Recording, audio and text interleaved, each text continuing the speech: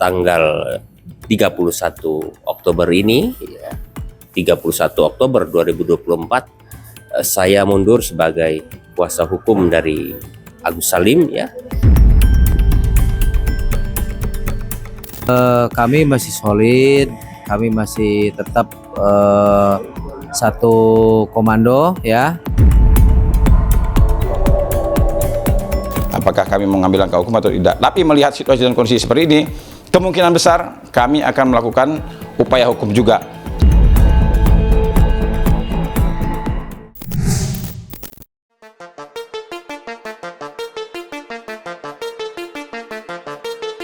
Di tengah panasnya perseteruan yang terjadi antara Agus Salim dan Novi, secara mengejutkan salah satu kuasa hukum Agus, yakni Jainuddin, mendadak mengundurkan diri sebagai kuasa hukumnya. Mundurnya Jainuddin disinyalir telah terjadi perpecahan atau ketidaksepahaman antara Jainuddin dengan Agus. Karena hal itulah, Jainuddin disebut-sebut memilih mundur. Dalam pernyataannya, Jainuddin menyebut jika dirinya sudah tidak cocok dan kerap cekcok dengan Agus. Ia merasa sebagai kuasa hukum, jasanya tidak lagi dibutuhkan. Mundurnya Jainuddin mengungkap hal yang cukup mengejutkan, yakni terungkapnya keburukan Agus yang selama ini tidak diketahui publik. Terlebih sebelumnya, Agus lebih memilih melaporkan Novi ketimbang menyelesaikan permasalahan secara kekeluargaan. Sontak saja, tindakan Agus mendapat banyak kecaman dari netizen. Lantas, apa tanggapan kuasa hukum Agus atas mundurnya Jainuddin sebagai salah satu bagian dari kuasa hukum Agus Salim?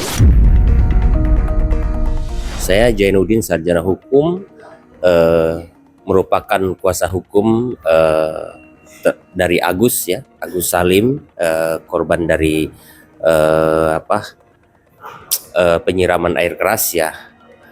Mulai tanggal 31 Oktober ini, ya, 31 Oktober 2024, saya mundur sebagai kuasa hukum dari Agus Salim, ya, karena beberapa hal, ya, utamanya karena adanya konflik, ya, antara saya dengan klien saya Agus, dan juga perbedaan pandang dan cara penanganan terhadap kasus Agus ini dengan tim sendiri, ya, tentunya Bang Farhat, ya.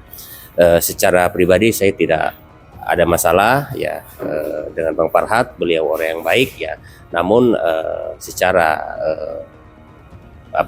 secara pekerjaan ataupun profesional kami sepertinya tidak memiliki jalur yang sama, ya. Dan terkait permasalahan dengan klien saya, Mas Agus, ya, tentunya saya sebagai seorang pengacara, sebagai seorang lawyer, merasa apa yang telah saya upayakan dan saya kerjakan tidak mendapatkan ataupun tidak dihargai oleh beliau, ya, sehingga menurut saya harus mundur dari kuasa itu karena saya anggap klien saya tidak membutuhkan bantuan dari saya, tidak membutuhkan kegiatan dari saya. Ya, betul, seperti itu, ya. Jadi itulah alasan kenapa saya harus mundur. Kami masih solid, kami masih tetap satu komando, ya, bersama ketua tim. Dan saat ini saya dipertanyakan mengenai salah satu advokat yang memang mundur, ya, mengundurkan diri dari pembelaannya untuk klien kita, Pak AS. Kalau menurut saya itu hal yang normatif, ya, dan mungkin tidak ada kendala hal yang harus dipermasalahkan di publik, ya, karena memang jumlah lawyernya pun sangat banyak. Saya pun belum tahu konfirmasi dari yang bersangkutan. Saya cuma melihat di salah satu slide virtual aplikasi di media sosial beliau mengundurkan diri. Saya pun tidak terlalu banyak menyimak apa alasannya. Yang penting kita patut juga menghargai ketika mungkin ada aktivitas yang lain atau misalkan mungkin ada kendala-kendala secara pribadi, saya tidak bisa mengkritisi. Yang jelas siapapun orangnya yang telah membela Agus di sini perlu diapresiasi.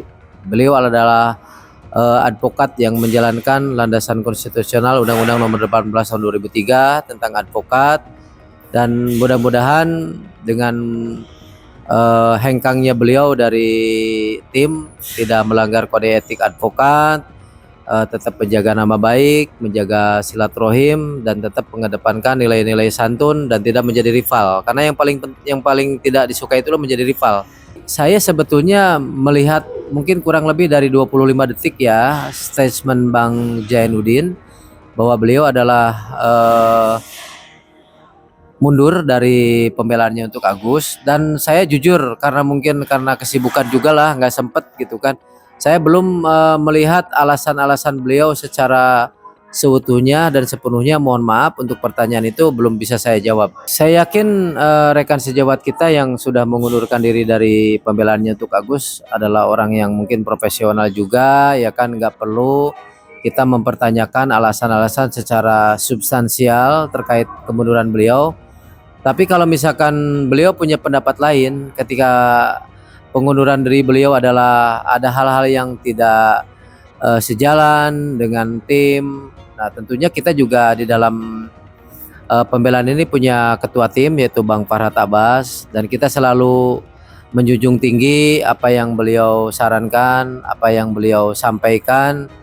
Nah, ketika mungkin menurut pandangan kedua belah pihak ini ada sesuatu hal yang memang tidak sama, ya mungkin sebaiknya dibicarakan dulu. Tapi saya juga kaget begitu tahu tayangannya beliau sudah mundur. Nah, mengenai masalah perbedaan pandangan itu sebetulnya bagus di dalam tim ya, kritis, yang juga saling mengkoreksi, punya asumsi berdasarkan sesuatu hal fakta yang mungkin bisa memperkuat tim, sebetulnya sah-sah saja.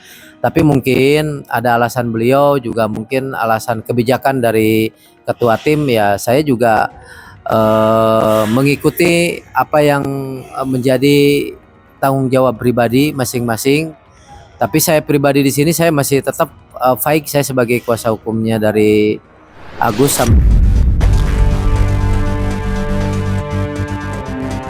Sementara itu, salah satu kuasa hukum Agus, RD Mariana, yang belakangan ini menjadi sorotan tajam lantaran pernyataannya beberapa waktu yang lalu baru-baru ini buka suara atas kegaduhan yang terjadi terkait tantangannya kepada pengusaha John LBF.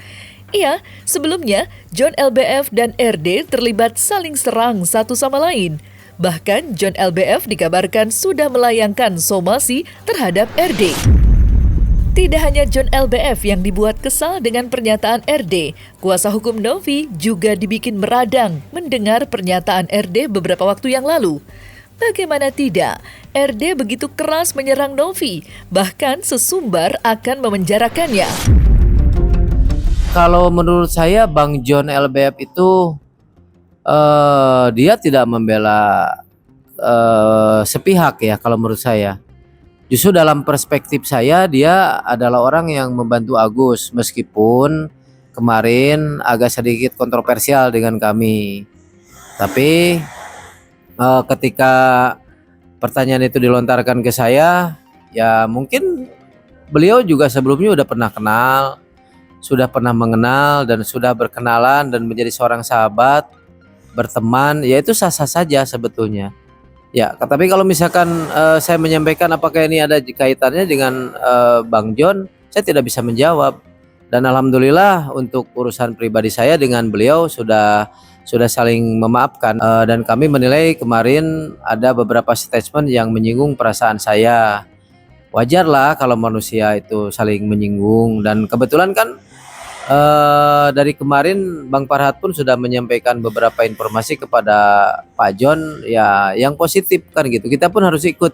Kalau orang mengajak ke positif ya udah mengajak ke positif gitu. Sekarang untuk mengimbangi tantangannya, kalau seandainya dia mampu memasukkan Novi ke penjara, saya yang berizin pengacara. Saya pertaruhkan reputasi saya di dalam dunia hukum. Saya juga menolak untuk disalahkan, karena sampai hari ini saya menyampaikan kepada kawan-kawan, ya saya masih tetap berpegang teguh bahwa saya masih menjadi pembelanya Agus.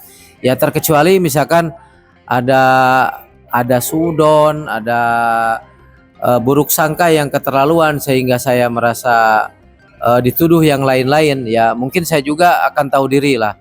Tapi saya adalah orang yang mungkin akan lebih baik berkomunikasi dulu terlebih dahulu, bercerita, dan saya merasa pertemuan saya dengan beliau berakhir dengan baik. Itu menurut saya baik juga buat pembelaan Agus, baik juga pembelaan untuk Teknopi, baik juga pembelaan untuk masyarakat banyak, sehingga masyarakat tahu bahwa seorang RDLO yang keras dalam bersuara juga ada saatnya saya menjadi orang yang harus memahami kalau saya ini punya naluri manusia, ya, yang harus menyadari kalau saya ini adalah orang yang harus mengedepankan nilai-nilai santun dan perdamaian begitu.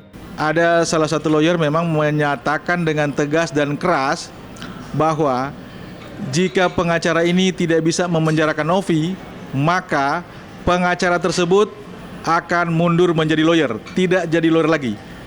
Ada 2 poin saya lihat di situ.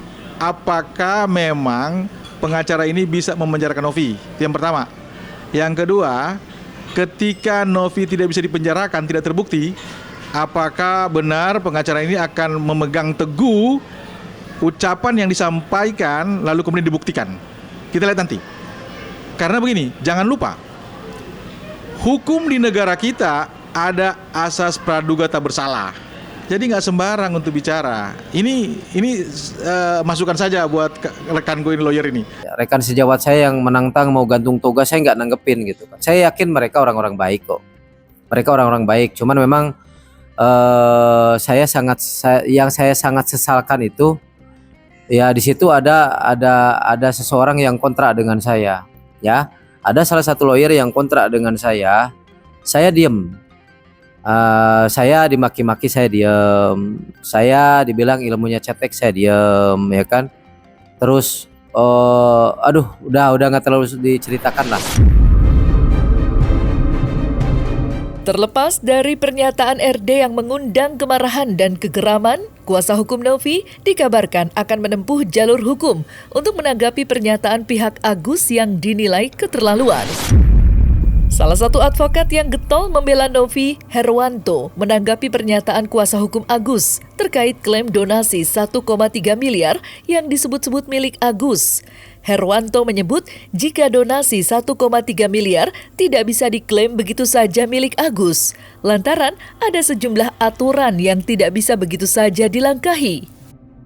Lantas benarkah dalam waktu dekat kuasa hukum Novi akan menempuh jalur hukum?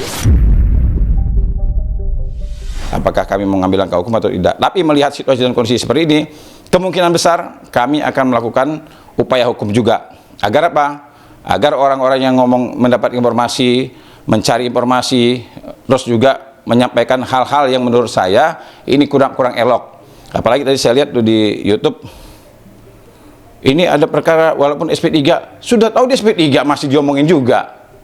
Nah ini, percayalah nih, ini sahabat saya ini benar-benar kelihatannya sudah oversight, ya, udah oversight, ya.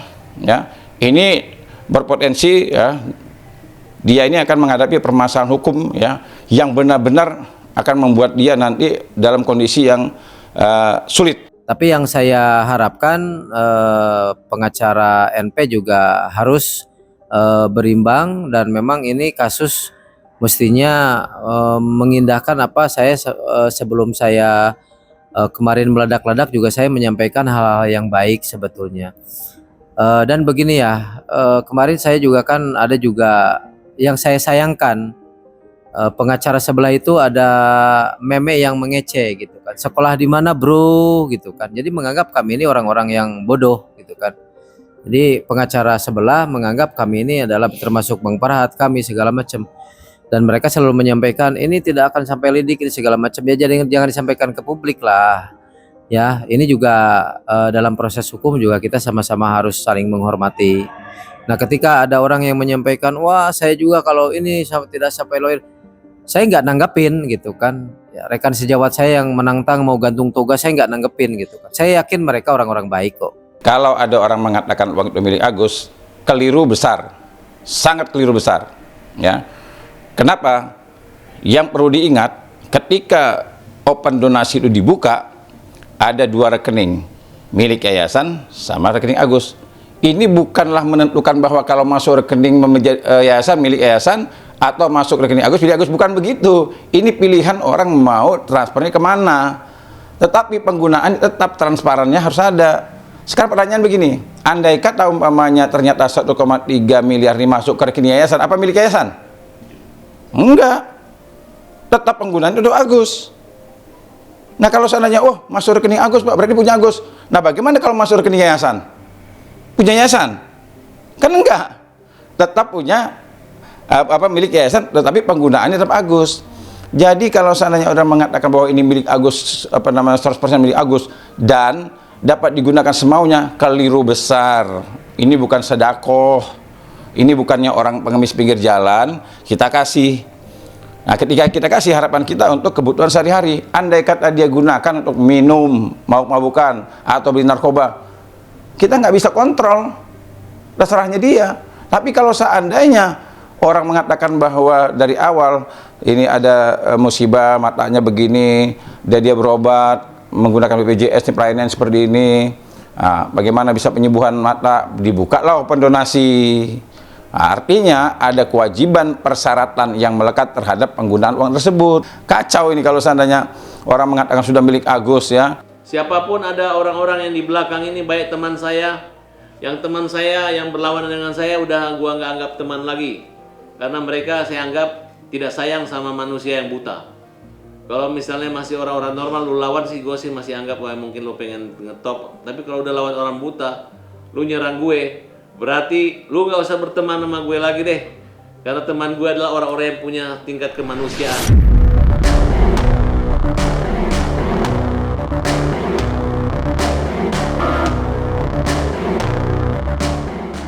Nah, selesai sudah Cumi Lovers, saksikan terus Cumi Camp In Depth, kabar lengkap, mendalam, dan akurat dari narasumber terpercaya.